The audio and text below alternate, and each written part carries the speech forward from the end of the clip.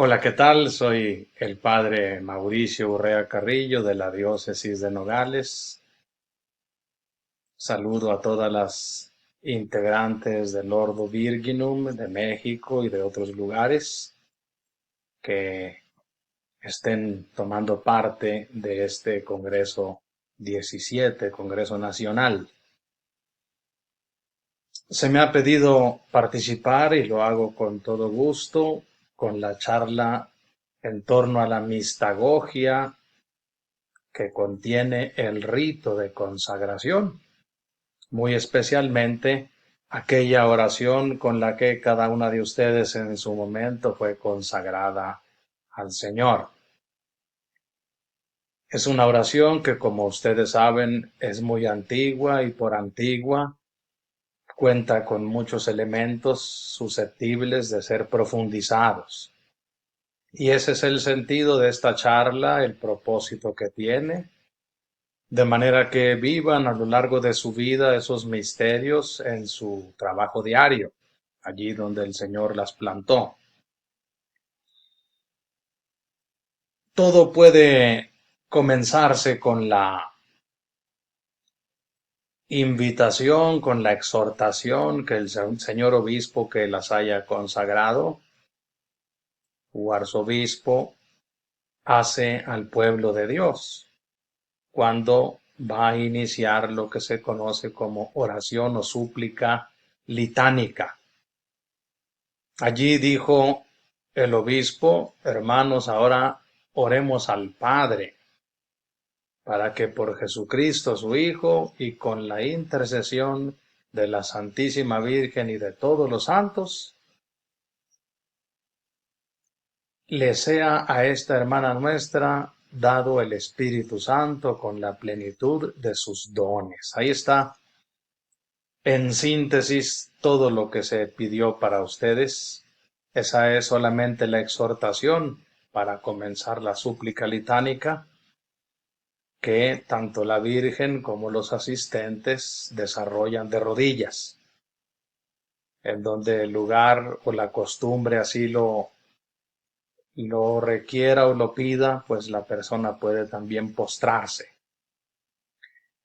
El caso es que eso ya nos prepara el clima para la solemne oración de consagración que pretendo yo presentarles desde tres acercamientos o aspectos. Como ustedes saben, es muy antigua, está llena de tradiciones, de elementos religiosos que conviene desglosar para captarlos cada vez en mayor amplitud y profundidad y vivirlos en la vida diaria, en la vida apostólica. Voy a hacerles una presentación de esa oración de consagración desde la siguiente perspectiva. Primero, advierto en ella una introducción en la que se alaba a Dios. Es una súplica de alabanza y está redactada en clave de redención. Ahorita veremos los elementos. Acto seguido les presentaré las tres estructuras que yo encuentro en la oración de consagración. Son tres estructuras que se superponen, ¿verdad? Y que no pretenden agotar toda lectura que pueda hacerse de esta hermosa oración de consagración, pero sí permitir tres accesos enriquecedores, complementarios, que se superponen, se traslapan entre sí a lo largo de toda la oración.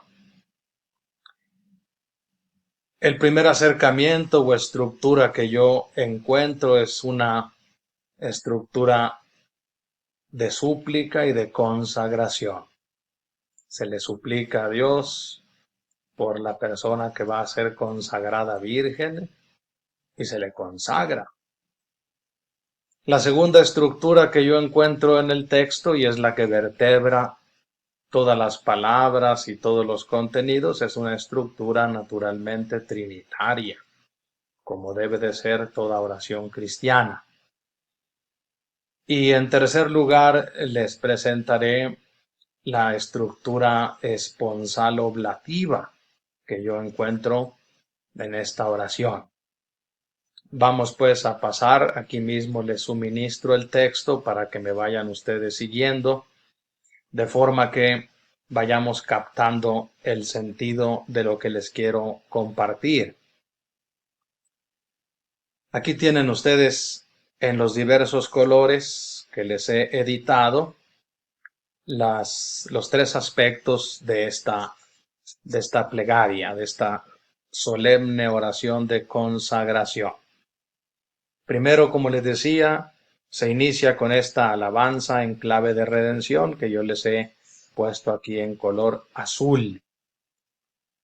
Dice: Padre celestial, que habitas con amor en los cuerpos castos y te deleitas en las almas puras. Tú, Señor, a la naturaleza humana, viciada desde sus comienzos por engaño del demonio, de tal modo la reparas en tu Verbo, por quien todo fue creado, que no sólo le devuelves la inocencia primera, sino que la llevas también a gozar de los bienes eternos. Y a los que todavía están sujetos a la condición mortal, los asemejas a los ángeles. Vean pues, aquí está entonces esta primera alabanza en clave de redención que les he dicho anteriormente. Es como el tramo que nos introduce en un clima solemne de consagración, de oblación, de ofrecimiento total al misterio de Dios.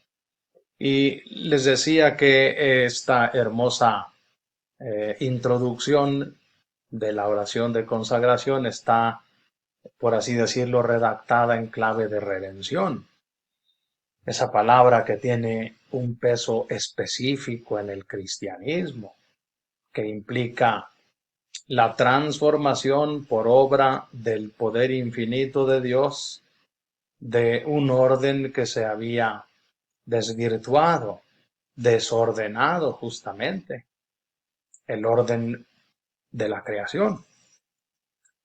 Las primeras páginas de la Biblia nos dan noticia clara de que Dios es el creador de cuanto hay, un creador bueno, un creador detallista, cuya obra refleja con claridad la perfección de su creador.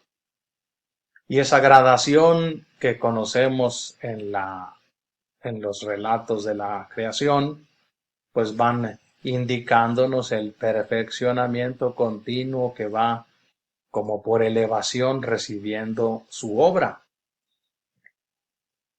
Pero cuando llegamos a la creación del hombre, el lenguaje bíblico asume una solemnidad, un lenguaje, dicen los biblistas, propio de las cortes reales. Hagamos al hombre, como una especie de consenso en la corte, como una especie de gran proyecto que le da solemnidad a la obra que viene a continuación, que es el ser humano, hombre y mujer.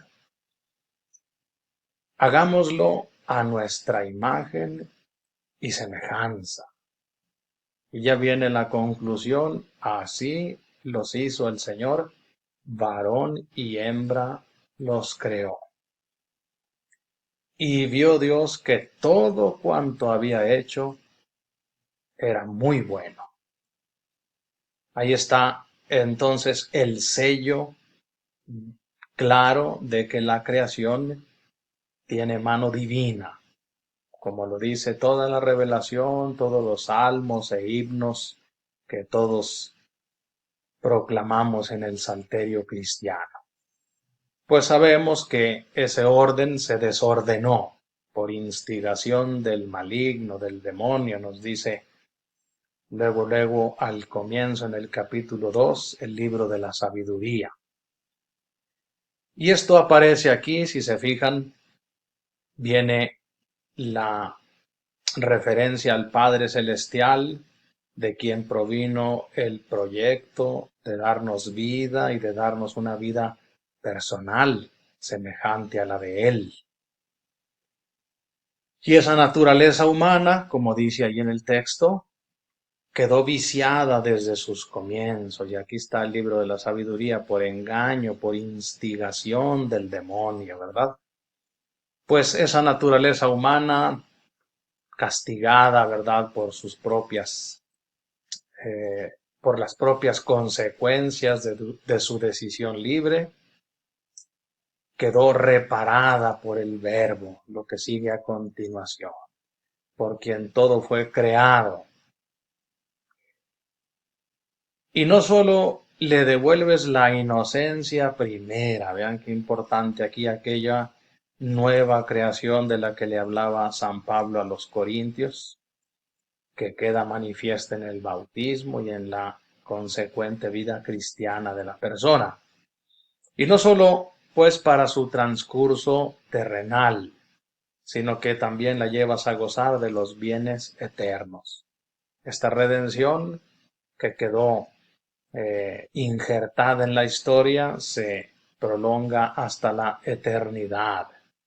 Y a los que todavía están sujetos a la condición mortal, los asemejas a los ángeles. Aquí está el tema de una consagración, la infusión de la gracia. Entonces tenemos aquí como el portal, ¿verdad?, el frontispicio de ingreso a esta solemne oración de consagración.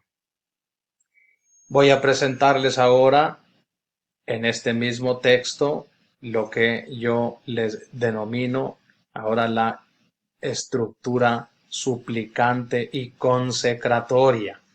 La oración tiene pues una forma, unos aspectos en los que se nota con claridad la súplica que se hace a Dios y la consagración de la persona, en este caso de la Virgen. Esto se los puse en este color verde, ojalá que se logre percibir. Aquí está el quid, como decían los medievales, ¿verdad? Específicamente, ¿qué pide la oración? ¿Cuál es el objetivo? ¿Cuál es el fin que persigue toda la ceremonia de consagración? Entramos pues a la primera gran estructura que tiene la oración de consagración, que es esta estructura suplicante y consecratoria. Quisiera, digamos que, ayudarlas a reparar en la importancia de ese consecrare, ¿verdad? Un verbo de origen latino que se ha pasado al castellano, se ha castellanizado, pero realmente pues no existe, ¿verdad?, en el diccionario de la Real Academia algo así como consecración o, o también la forma súplica consecratoria. Es oración de consagración. Pero importante en la etimología latina el consecrare. Consagrar quiere decir separar para, ¿verdad? Así como aquellos nazires en el Antiguo Testamento que se les separaba, se les designaba o destinaba para el servicio de Dios, así como el nazareno, ¿verdad?, que se consagra para el servicio del reino, así la Virgen aquí es separada específicamente para una misión. Es propiedad de Dios, queda santificada, poseída totalmente por el Espíritu Santo, unida a Cristo, ¿verdad? Miren entonces la forma esta que les digo, suplicante y consecratoria. Le pedimos al Señor, por eso es suplicante, que consagre para sí a esta futura Virgen. Dice: Padre Santo, fortalece y guía a quien implora tu auxilio y desea ser confirmada y consagrada con tu bendición. Aquí está el punto que se pide justamente.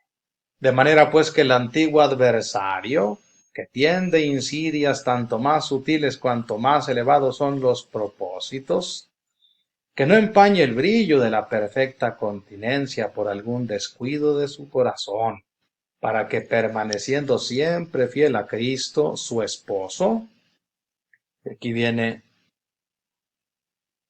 el punto, a ver si lo puedo bajar, perdónenme, para que permaneciendo fiel a Cristo su esposo, imite la fidelidad que se exige a los desposados.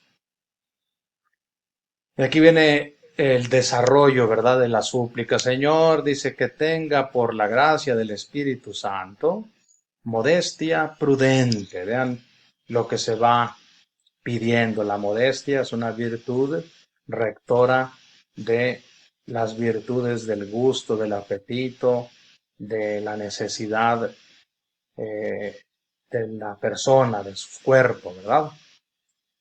La modestia debe justamente moderar, y la prudencia, ni se diga, es la reina de todas las virtudes, la que le da cálculo, tino, oportunidad a nuestras actitudes. Vean cuánto se pide por gracia del Espíritu Santo. Modestia prudente, benignidad sabia, una persona buena y que obre según las leyes del reino. Esa es la sabiduría. Que viva según la filosofía, decían los padres de la iglesia en el siglo IV, la filosofía naturalmente del reino, ¿verdad? Una sabiduría celestial que no tiene los criterios del mundo perecedero. Ponderada ternura, aquí está el tema del cariño a las personas, especialmente a los más débiles, a los más pequeños, y casta libertad. Este asunto lo trataremos en el tema de la esponsalidad. Muy importante que esa castidad se entienda como producto de una verdadera libertad, no de una frustración ni de una mera prohibición. Que sea ardiente en la caridad y que nada ame fuera de ti. Aquí está el punto, dice Santo Tomás de Aquino en la Suma Teológica, los 7 dones del Espíritu Santo y los frutos del Espíritu Santo, que son 12, todo se sintetiza en pedir caridad, crecimiento en la caridad, es decir, en la presencia actuante y cada vez más creciente del amor de Dios en la persona. Por eso se dice también aquí que lleve una vida digna de alabanza, ¿verdad? Una persona honorable, sin que busque ser alabada, sin que ello se vuelva soberbia. Que te glorifique con la santidad de su cuerpo y la pureza de su espíritu. Ahorita hablaremos del tema tan importante de la esponsalidad vivida desde este aspecto específico de la pureza. Y que con amor te reverencie y por amor te sirva. Entonces la caridad termina siendo claramente servicio a Dios en el prójimo. Que para ella tú seas la gloria. Aquí está el mandato principal de todo el cristianismo. Amarás al Señor tu Dios con todo tu corazón, con toda tu mente, con toda tu alma, ¿verdad?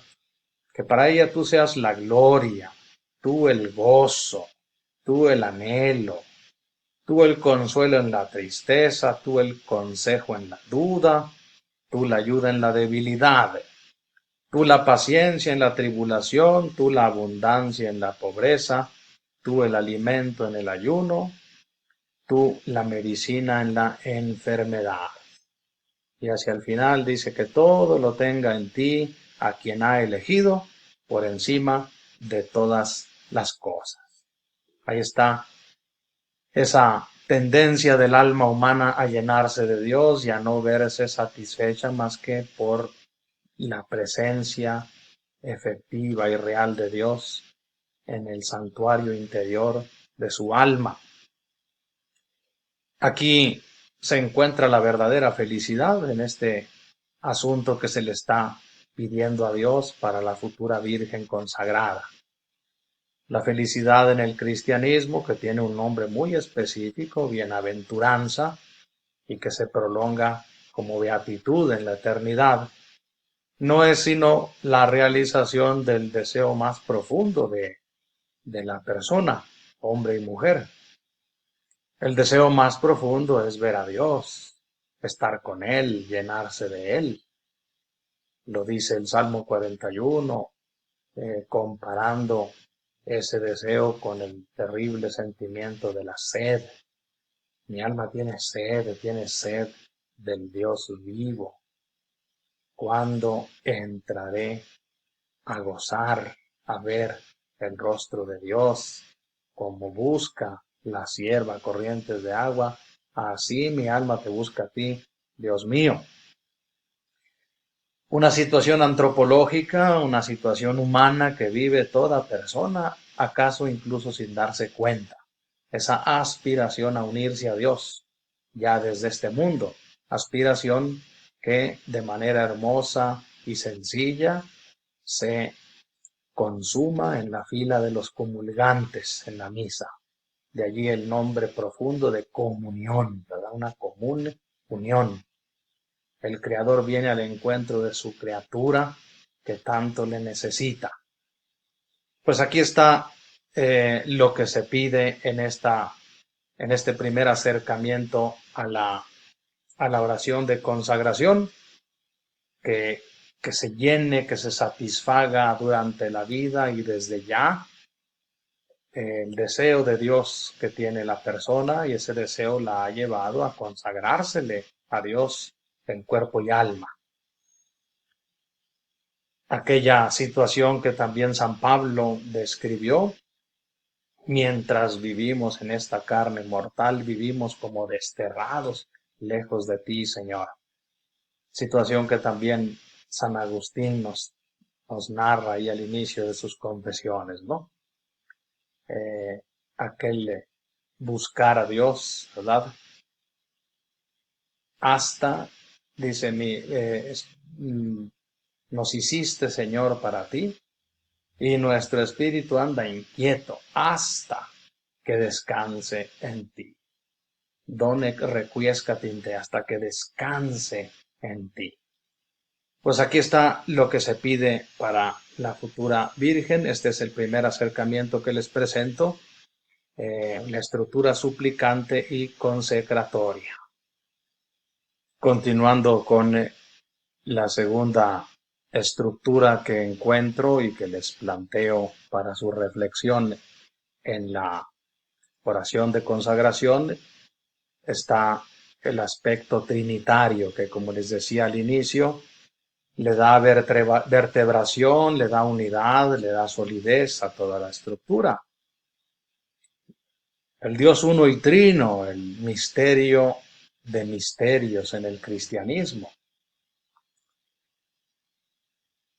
Ese Dios al que el creyente adulto debe saber llamar por su nombre y saberse relacionar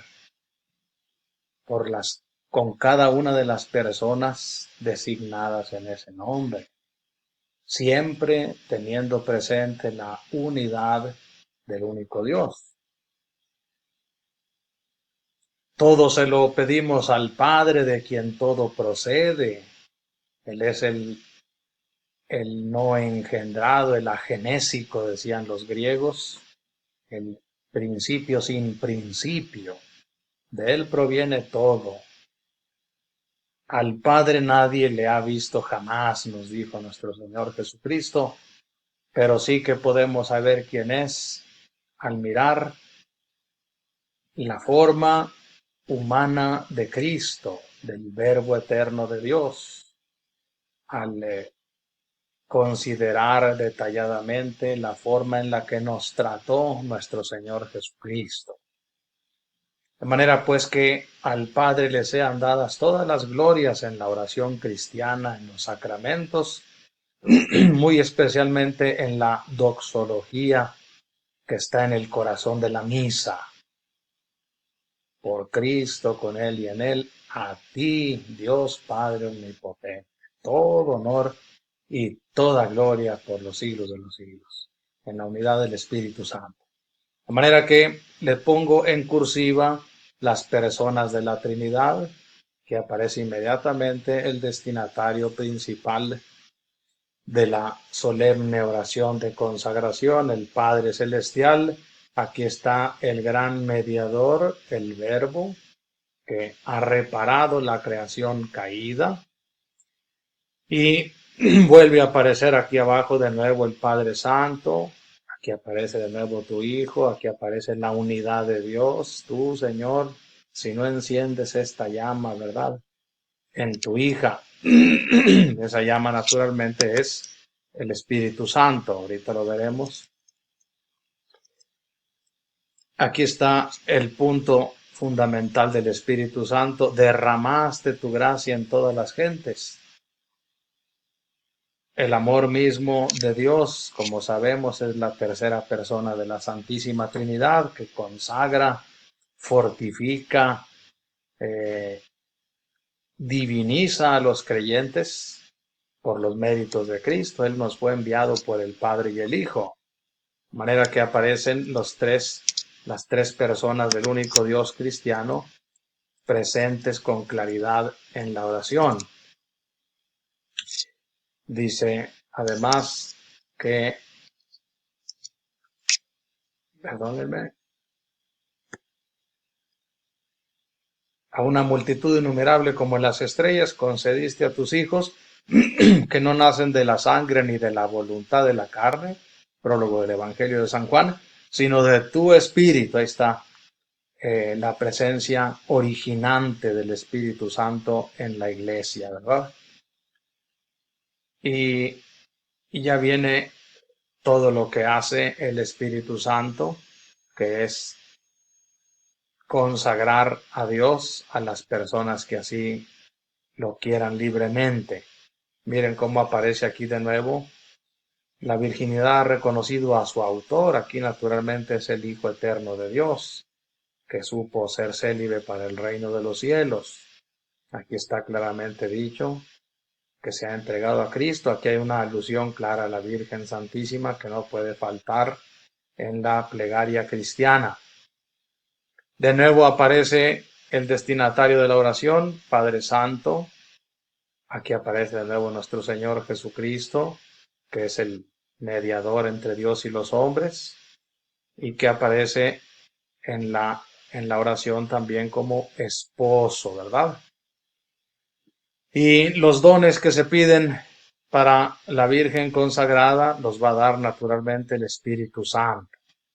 Y aquí viene a continuación lo que mirábamos al final de la primera estructura que les presenté. Y como termina toda oración cristiana solemne, todo esto lo pedimos por nuestro Señor Jesucristo. ¿Verdad? Lo que la teología nos enseña, todo se nos da y se nos ha dado por la gracia de Cristo, ¿verdad? Gracia Christi, decían los modernos. Por la gracia de Cristo se nos dio la redención y se nos sigue dando el Espíritu.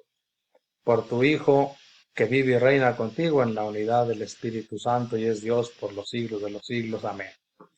El punto aquí es caer en la cuenta que aquello que la teología clásica denomina inhabitación trinitaria se hace presente de manera solemne en la oración de consagración.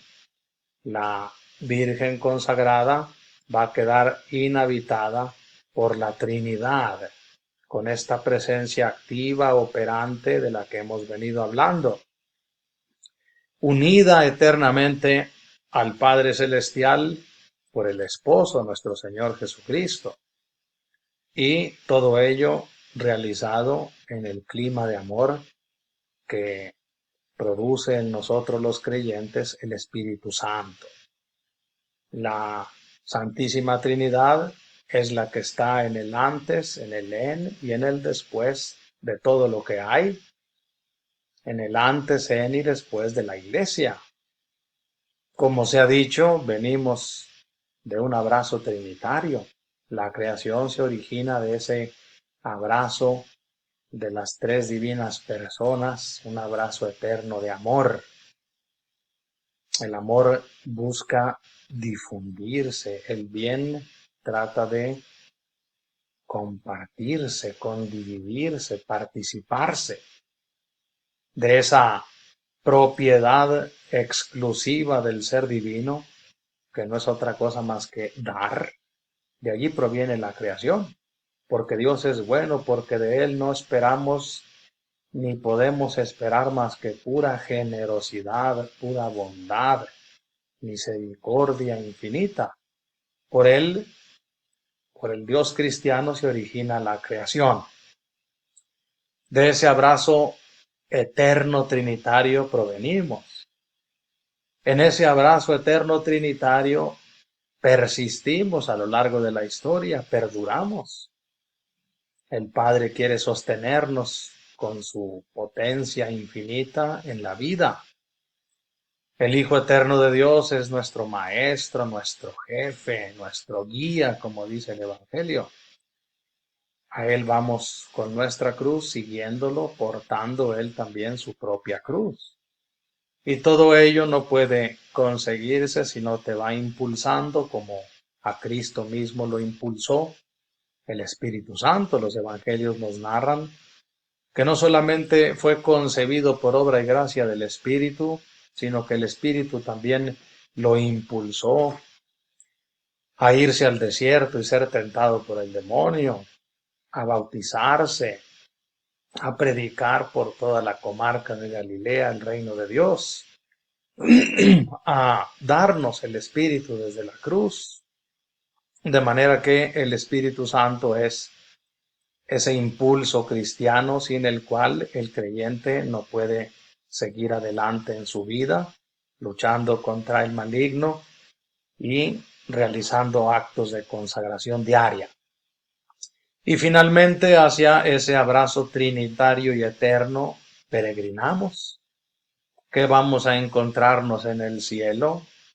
La acogida amorosa y eterna del Dios uno y trino, el participar de ese misterio de comunión perfecta, de dignidad, de amor sin límites de parte de Dios. De manera pues que en el antes, en el en y en el después de la historia está el Dios trinitario, en el corazón del creyente y ni se diga de la Virgen consagrada está esa inhabitación de la Santísima Trinidad. Ese es el tercer asunto que quería presentarles.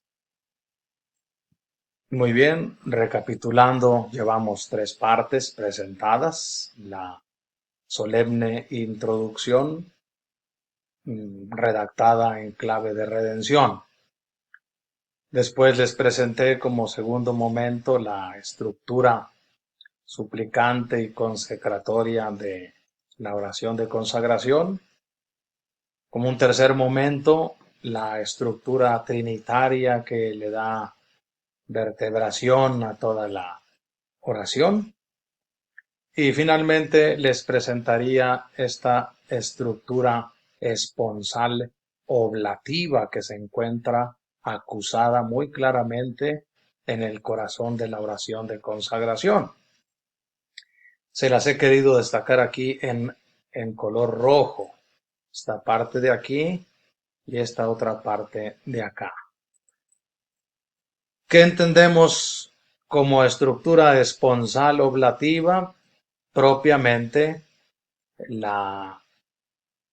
pacto o la alianza que se va a realizar con esta consagración y que comienza a tener ya una realidad después de que la persona que ha quedado consagrada como virgen a la Trinidad de Dios. Vamos viendo los textos para advertir en qué sentido aparece con claridad esta estructura esponsal oblativa.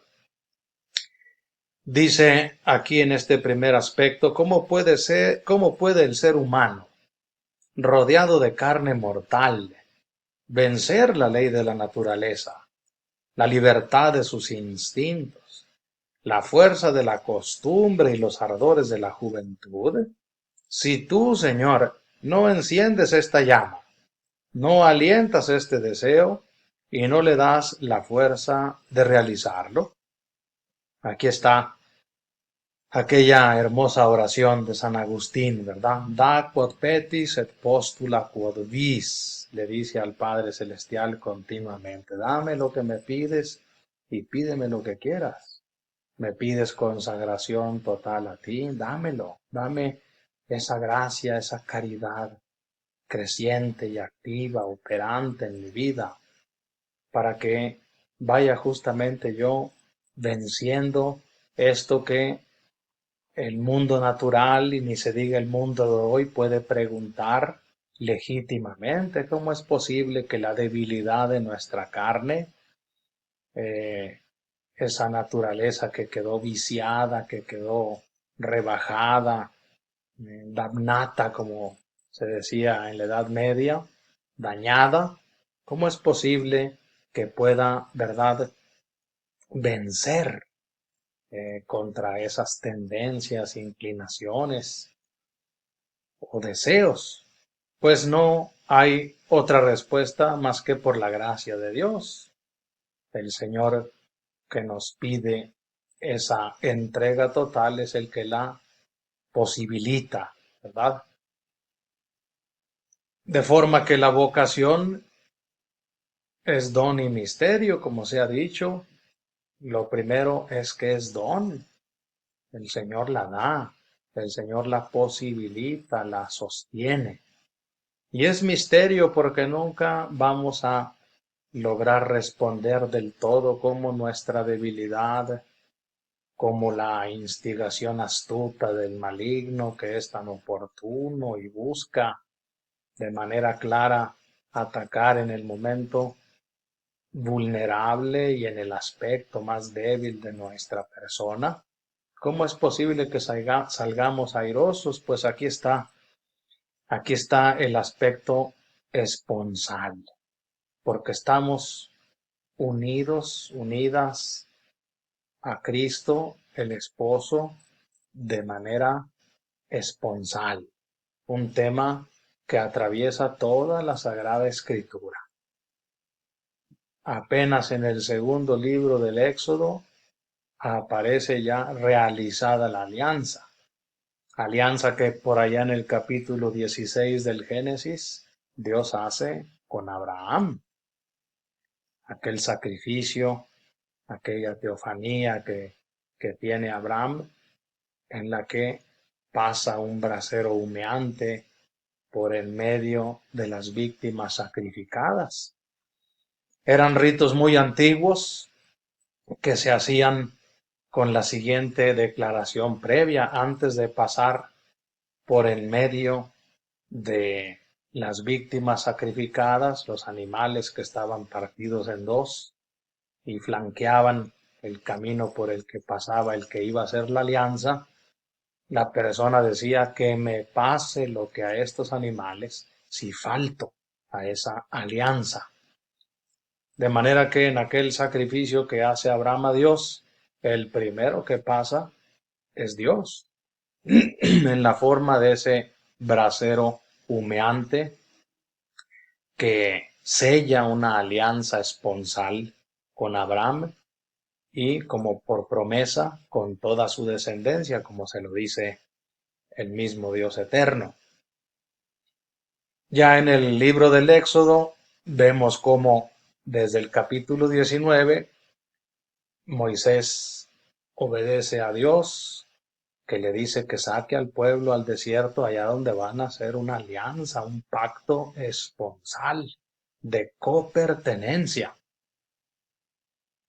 Tú serás mi pueblo y yo seré tu Dios.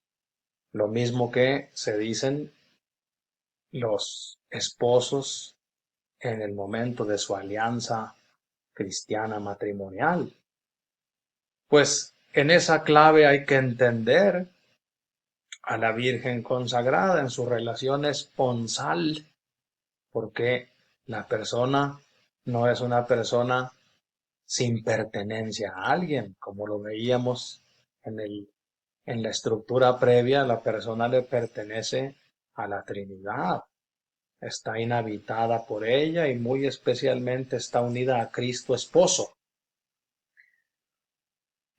Pues esta pregunta, perdón, aparece aquí respondida, ¿verdad?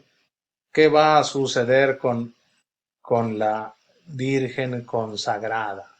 Dice, renunciarán al matrimonio, pero van a mantener su misterio. No quiere decir que no le reconozcan su gran valor y la figura simbólica de la redención, que simboliza a Cristo y a su iglesia. No imitarán las costumbres de los casados, ¿verdad? De la unidad y la conyugalidad, pero amarán su significado. Es decir, siguen creyendo en el matrimonio y en la familia. Simplemente reconocen en su persona una vocación especial a consagrarse a Dios de otra manera.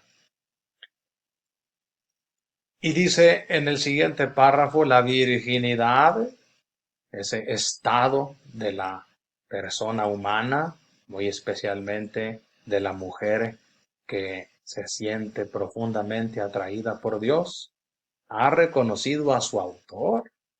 El autor es el Cordero de Dios que se consagró a su iglesia. Y emulando la pureza de los ángeles, importante aquí que aparezca esta imitación que hace el ser humano de los ángeles en cuanto a su pureza, asunto que veremos ahorita en la oblatividad. Se ha entregado a Cristo, esposo de las vírgenes, el que nació de la siempre Virgen María. Aquí está la cuestión central, el esposo de la nueva Virgen es justamente Cristo, aquel Cordero que aparece al final de la Biblia, en el libro del Apocalipsis, y justamente aparece llevando a término de manera última y sin fin la alianza, aquello que cantamos solemnemente todos los domingos en las segundas vísperas. Aleluya, aleluya, ha llegado la boda del Cordero, su esposa se ha embellecido. Como hemos venido viendo en los domingos últimos del tiempo ordinario, todo el plan de la redención apunta a eso que se llama consumación, ¿verdad? La consumación implicará esa unión definitiva, sin defecto, de Dios con la humanidad. Aquello que se dice de manera hermosísima en el capítulo 12 y en el capítulo 21 del libro del Apocalipsis. Ya no habrá llanto, el Señor secará las lágrimas de sus ojos, porque Él vivirá con ellos, los iluminará como el sol. Vean cómo desde el inicio de la Biblia, desde el primer libro hasta el final, aparece la esponsalidad como el llamado universal de Dios a toda persona humana, vivir enlazado, unido, vinculado a Dios por el amor. El amor es el espíritu, el vínculo, el eslabón que nos une a Dios, pues es el supremo pontífice de la redención, nuestro Señor Jesucristo. Aquella escalera que vio Jacob, que subía al cielo y por la cual subían y bajaban ángeles, es la misma a la que Jesús en el día de su juicio hace alusión cuando dice, verán subir y bajar sobre el Hijo del Hombre a los ángeles, llevando oraciones al cielo y bajando del cielo las gracias que corresponden a esas oraciones. No hay persona humana plena, feliz, realizada en grado sumo, que no viva esa esponsalidad, esa vinculación, esa consagración a Dios con toda devoción. Este es un asunto central en la Virgen. La Virgen consagrada es una Virgen que vive en esta relación esponsal con Dios, muy específicamente con Cristo esposo. Pero eso nos lleva a este asunto que ha aparecido aquí en otras partes se los señalo aquí directamente en la cuestión de la pureza, ¿verdad? ¿Cuál es la pureza de los ángeles que imita la virginidad humana? Esto nos mete de lleno en el asunto de lo oblativo de la virginidad, lo oblativo de la vida específica de una virgen consagrada. Hay que presentarlo de una manera infinitamente más rica que los empobrecimientos con los que a menudo se le presenta. Hay personas en el mundo secular que aluden a nuestro estado como una mutilación de la naturaleza humana. Hay personas que lo presentan incluso dentro de los mismos consagrados como una especie de prohibición, como una especie de precepto inquebrantable que vale por sí mismo y no puede valer por sí mismo si no se entiende su significado profundo. Tú le perteneces a Cristo esposo porque te ofreces con toda tu libertad y porque todas tus potencias, tu ternura, tu afectividad, tus impulsos por dar vida y por cuidarla en este mundo, los vives como ofrecimiento a Dios, nunca como mera renuncia, nunca como mera prohibición. Alguna vez este filósofo alemán Federico Nietzsche dijo de los cristianos: ustedes son los maestros de la renuncia. Vean, esa es una presentación empobrecida de lo que somos. Por lo menos que se nos permitiera responder, bueno, sí hay una renuncia en el sentido de renuncio para, no de una renuncia en sí misma. Yo renuncio a ciertos bienes porque aspiro a otros mayores, como tantas parábolas que aparecen en el Evangelio. Aquellas personas que dejaban lo menos por lo más, como el que encontró el tesoro en el campo o una perla de gran valor. En ese sentido, la persona deja unas cosas porque abraza otras mayores. Nuestra renuncia, nuestra virginidad, sí tiene ese aspecto, pero principalmente lo tiene porque lo percibo, lo vivo como una oblación, una oferta, un ofrecimiento que yo hago a Dios. La realización, no la frustración. La felicidad, no la tristeza ni la amargura. Verdadera es vivir en ese ofrecimiento continuo. Vean el eje central que le da a la Santa Misa el ofertorio, que no solo recaba los dones materiales de la comunidad, recaba o colecta sus personas, que son las que se ofrecen en el pan y en el vino, simbolizando su trabajo y su vida.